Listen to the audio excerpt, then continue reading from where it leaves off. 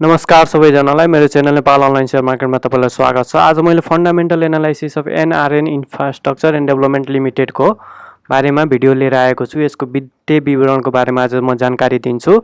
यो कम्पनी कस्तो छ, यो कम्पनीमा आइपिओ एप्लाई गर्ने कि नगर्ने, यसले भविष्यमा कस्तो मुनाफा दिन्छ अथवा घाटा हुन्छ योबाट, र यसको नेटवर्थको बारेमा म डिस्कस गर्छु। अर्निङ पर सेयर कस्तो छ, यसले नेट प्रॉफिट कति कमाइरहेको छ, क्यापिटल कस्तो छ, सरप्लस रेन्ट रिजर्भ, यो सबै कुराहरूमा मैले डिस्कस गर्नेछु। र लास्टमा यो भिडियो हेरेर तपाईँले निर्णय गर्न सक्नुहुन्छ आफै यो कम्पनीको लागि आइपिओ एप्लाई गर्ने कि नगर्ने भनेर। भिडियो सुरुदेखि अन्त्यसम्म हेरिदिनु होला र अन्त्यमा कति किता एप्लाई गर्ने, यदि गर्दै हुनुहुन्छ भने, र कति किता पर्छ भन्ने पनि कुरा म डिस्कस गर्छु। अब भिडियोतिर जाउँ। त्योभन्दा पहिला मेरो channel Nepal online share market subscribe गर्नु होला यदि सब्सक्राइब गर्नु भएको छैन भने, अनि बेल आइकन पनि क्लिक गर्नु होला। तपाईँहरूको एउटा सब्सक्रिप्सनले मोटिभ दिन्छ हामीलाई भिडियोहरू बनाउनको लागि।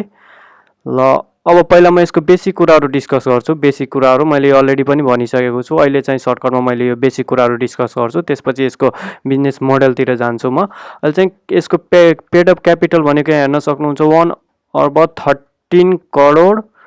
1,13,26,82,100 रहेको छ भने अब चाहिँ यसको इस्यु भइरहेको छ भोलिको दिन, भोलि श्रावण 16 गतेदेखि यसको आइपिओ इस्यु भइरहेको छ। तपाईँ मेरो सेयरबाट एप्लाई गर्न सक्नुहुन्छ र चाँडोमा यसको 21 श्रावण हेर्न सक्नुहुन्छ, 21 श्रावणसम्म रहन्छ, त्यसपछि क्लोज हुन्छ। यदि पुरै सब्सक्राइब हुन सकेन भने यसको डेट चाहिँ एक्सटेन्ड भएर 3 भाद्र 3 भाद्रसम्म रहनेछ। र यो हाइड्रो पावरमा इन्भेस्टमेन्ट गरेको कुरा एकदमै फिजिएको छ र यसमा अलिकति रिस्क पनि हुनसक्छ, त्यस कारणले यसको सब्सक्रिप्सन अलिकति ढिलो पनि हुनसक्ला, एक्सटेन्ड भएर 3 भाद्रसम्म पनि जान सक्छ। र यसको कति युनिट यसले इस्यु गर्दैछ, यसले 33,98,046 युनिट इस्यु गरिरहेको छ, जसमा आफ्नो इम्प्लोइहरूलाई यसले दिनेछ 2% जुन 67,961 हुनेछ भने म्युचुअल फन्डलाई 5% दिनेछ जुन 1,69,102 युनिट हुनेछ। अनि रिमेनिङ 31,60,183 चाहिँ जनरल पब्लिकको लागि। र यसको इस्यु म्यानेजर चाहिँ सानिमा क्यापिटल रहेको छ र केयर रेट ग्रेडिङ चाहिँ 4 रहेको छ, केयर रेटिङ ग्रेड 4 रहेको छ, जुन औसतभन्दा मुनि रहेको छ। यसले कम्पनी फन्डामेन्टली स्ट्रङ छैन भन्ने जनाउँछ। र मिनिमम तपाईँले 10 युनिट एप्लाई गर्न सक्नुहुन्छ भने म्याक्सिमम 31,60,180 तपाईँले एप्लाई गर्न सक्नुहुन्छ। अब जाउँ यसको बिजनेस मोडलको बारेमा र फ्युचर पर्सपेक्टिभको बारेमा। यसको बिजनेस मोडल हामी अलरेडी केही कुराहरू बुझिसकेको छौँ। यो इन्भेस्टमेन्ट गर्ने कम्पनी हो। यसले हामीबाट अथवा अन्य कुनै ठाउँबाट प्रमोटर सेयर होल्डर अथवा हामी जनरल पब्लिकबाट जुन पैसा उठाउँछ त्यो पैसा चाहिँ विभिन्न सेक्टरमा यसले इन्भेस्ट गर्छ। र अहिले करेन्टली यसको 80 to 90% अफ यो पैसा उठाएको त्यसले हाइड्रो पावरमा आफ्नो लगानी चाहिँ हाइड्रो पावरमा इन्भेस्ट गरिरहेको छ। त्यस कारणले सबैको मुखमा एउटै कुरा झुन्डिएको छ, यो कम्पनी रिस्की रहेको छ। किनभने अहिले हाइड्रो पावरको हामीले सिचुएसन हेर्न सक्छौँ। 100मा किनेको आइपिओ हामीले 50, 60, 70मा पनि बेच्न परिरहेको छ, त्यस्तो पनि सिचुएसन छ।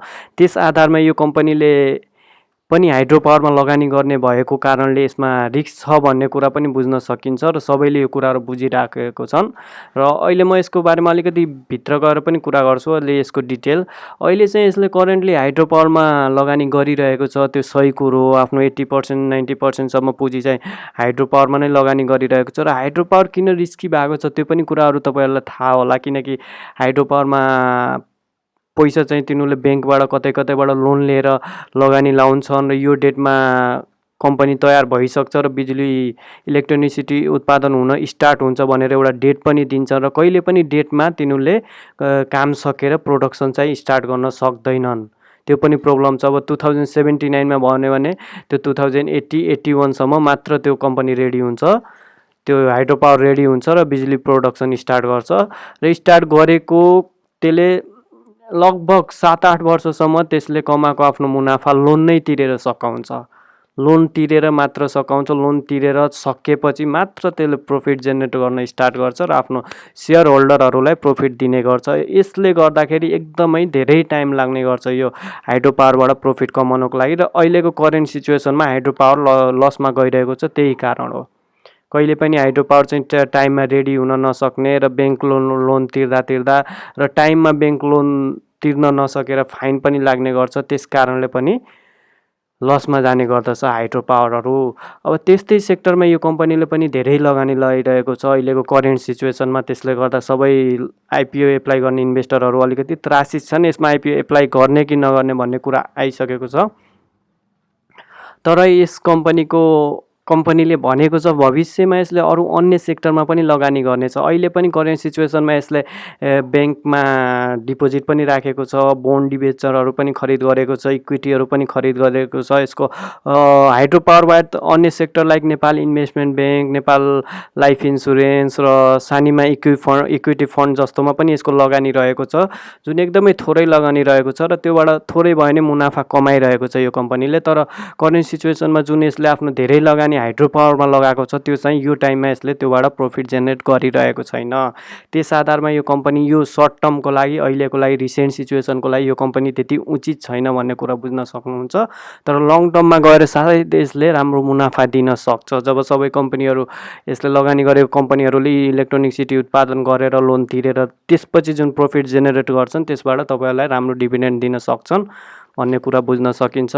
अर्को कुरो यसको चाहिँ प्रोमोटर होल्डिङ चाहिँ 70% रहेको छ भने 30% मात्र जनरल पब्लिक रहेको छ र यसको प्रोमोटर होल्डरहरू एकदमै राम्रा मान्छेहरू रहेको छन्। एउटा भनौँ अब अहिले एउटा नेपाली मिलिनियर भनिन्छन् त्यहाँ अस्ट्रेलियामा बस्ने शेष घले, उहाँको पनि लगानी रहेको छ र उपेन्द्र महतोको पनि लगानी रहेको छ। उहाँ पहिलाको सुरुमा स्थापना हुँदाको एनआरएनको चाहिँ प्रेसिडेन्ट रहनुभएको थियो, उहाँको पनि लगानी रहेको छ यसमा। त्यस आधारले के बुझ्न सकिन्छ, यो कम्पनीमा राम्रो मान्छेहरूको लगानी रहेको कारणले यो कम्पनीलाई ब्याकअप चाहिँ आउँछ।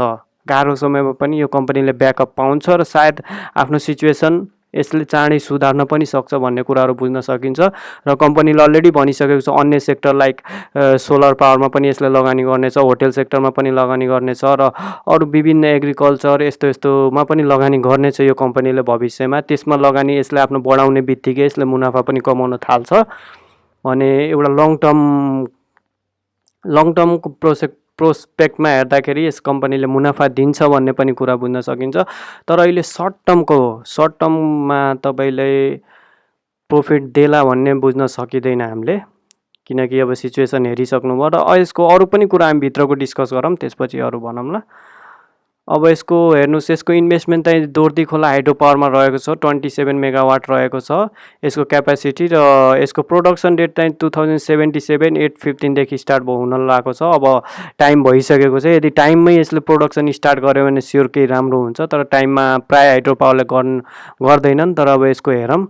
र अर्को लिखु हाइड्रो पावर रहेको छ, त्यसको क्यापासिटी 28.1 मेगावाट रहेको छ र यसको प्रोडक्सन डेट 2017 8को 15बाट रहेको छ, अझै 1 वर्षभन्दा बढी रहेको छ यो।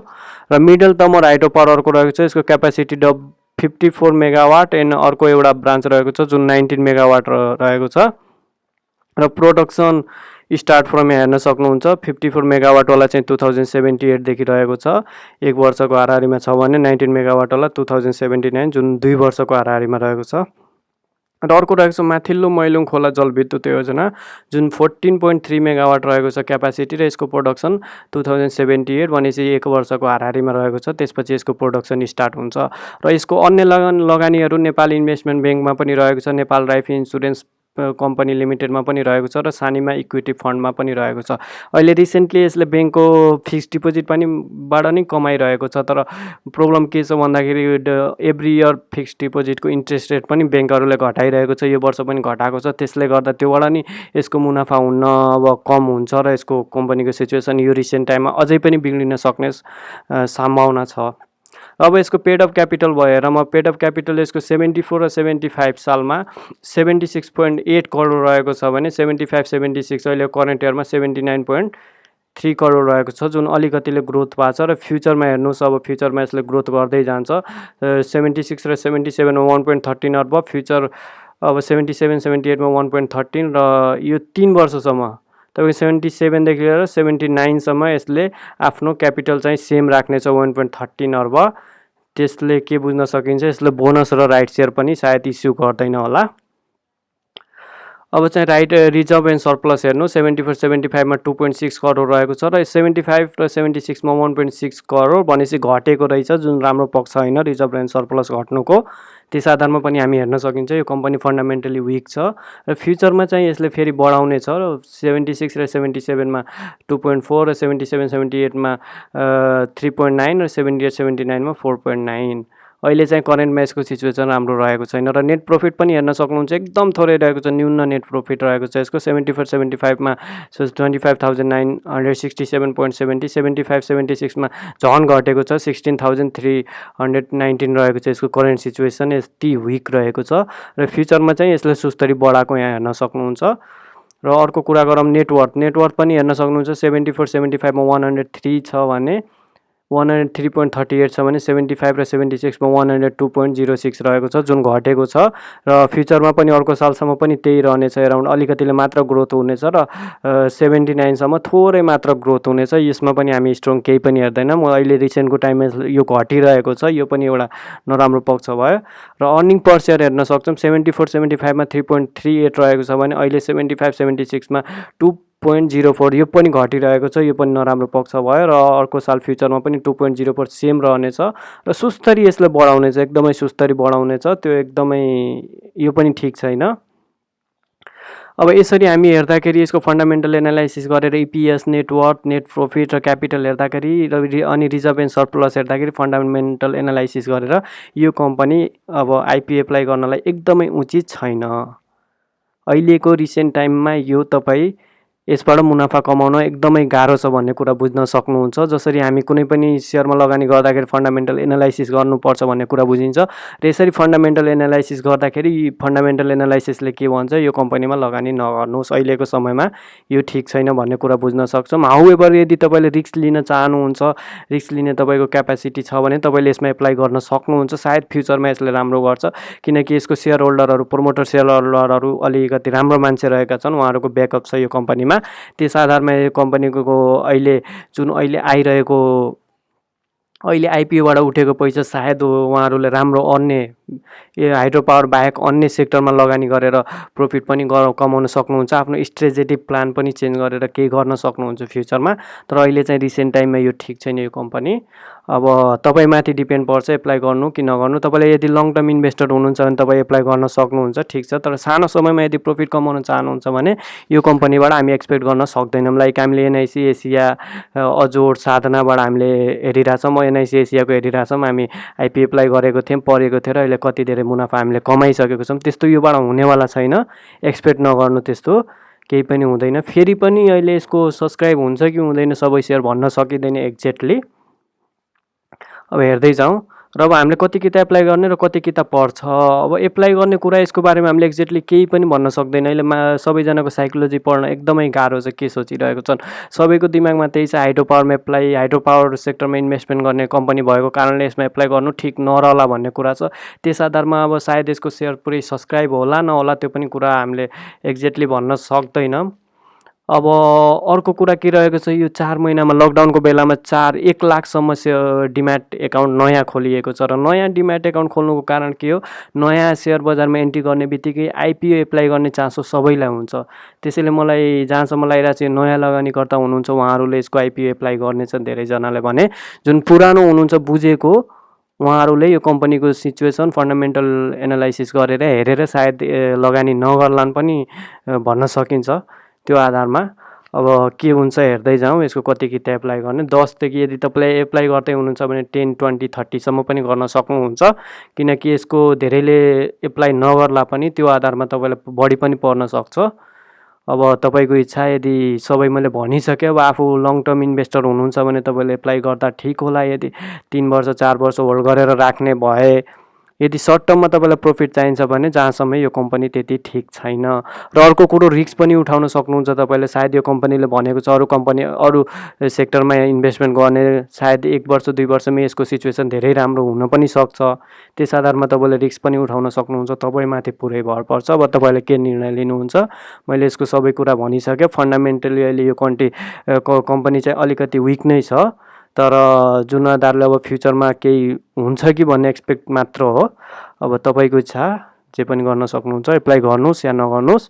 अब मेरो केसमा चाहिँ मैले चाहिँ 10 किता गर्छु, धेरै गर्दैन, पर्न त 20-30 पनि एप्लाई गर्दा सायद पर्छ, तर मैले चाहिँ 10 किता चाहिँ एप्लाई गर्छु। अब आओस् जाओस् जेसुकै होस्, मैले चाहिँ 10 किता एप्लाई गर्न गइरहेको छु।